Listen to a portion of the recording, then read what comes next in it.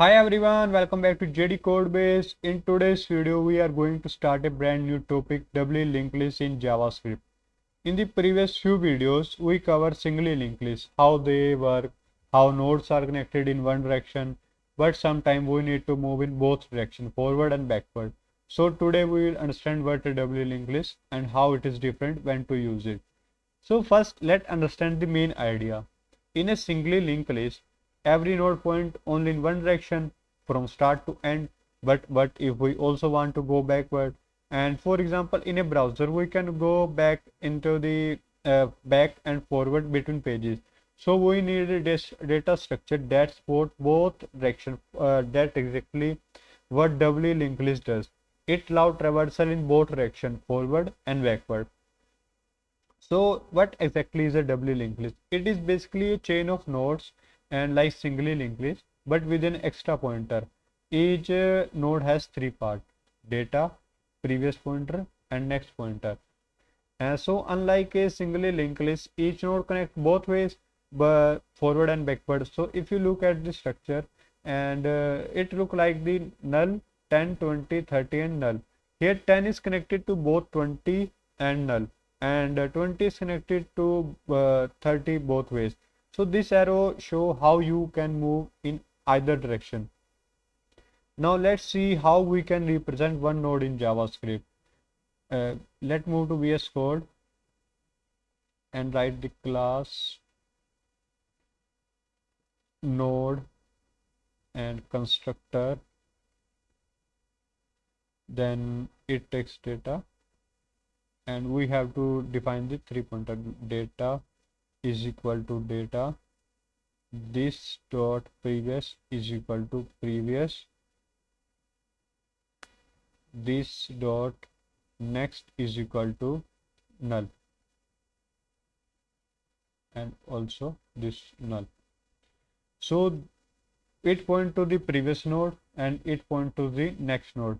So a data to store the value, and initially both are set to null because when we create a new node, it is not connected to yet. So previous and next both are the null here. Now we will create a simple class for the doubly linked list. Class doubly linked list and constructor, this dot head is equal to null. So this class will just have a head pointer to the start with the, and later we will add method like insert, delete, and traverse. For now, this is our basic structure setup, and it is simple as the singly linked list. Just add this dot previous is equal to null and nothing special here. Now next one is the visual representation. Now let's so imagine if we have three nodes 10, 20, and 30 here. It looks something like null and 10 and 20 and 30 and then null. So here head point to the first node, which is the 10, and each node next point to the next one, like here by using this arrow, and previous allow you to go backward.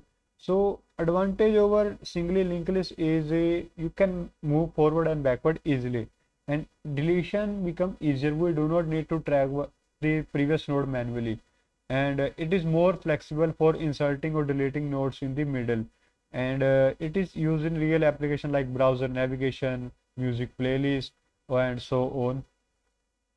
But of course there are also some downside to it need extra memory because each node store one more pointer previous, and the implementation becomes a bit complex since we have to update the two pointer instead of one, and becomes because of those updates operation can be a bit slower than singly linked list. So when to use doubly linked list? So whenever you need a bidirectional traversal, like in undo redo in a WordPad or Notepad, or forward backward navigation like in the browser, or when you are doing frequent insertion or deletion at both ends of the list, also when quick backward access is important. So some real life use cases are the browser history navigation back and forward, music or video playlist, previous or next track, undo or redo functionality in text editor. So the double linked list are not just theoretical, they are actually used in many real world applications. So let's summarize everything we learn.